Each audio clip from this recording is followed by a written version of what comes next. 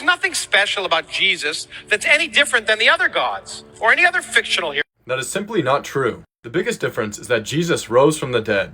First of all, there's no empirical evidence that he was divine. The evidence is historical. It would be absurd to reject history. We could come to know historical truths, and the resurrection is one of them. It's more likely that Jesus rose from the dead than not. We do not need a scientific experiment to be justified in everything we believe. Myths associated with Jesus are associated with all the other myths. Scholars would disagree with you, but let's see if you have a good argument. The flood myth, the Epic of Gilgamesh, which was written well before the Bible, They are not exactly the same.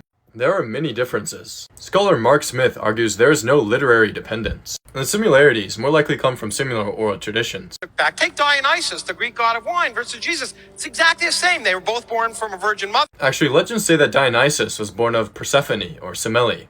Returned from the dead. There are no historical claims about Dionysus raising from the dead. They transform water into wine. This legend comes from the 2nd century, so scholars argue it's actually copied from Christianity. In fact, they, talked about eating and drinking the flesh and blood of the Creator. And again, there are no historical claims about this. Any kind of parallel between Jesus and Dionysus is either false or way too general.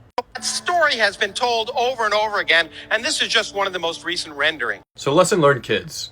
Just because he's a theoretical physicist does not mean he's qualified to talk about everything. God bless.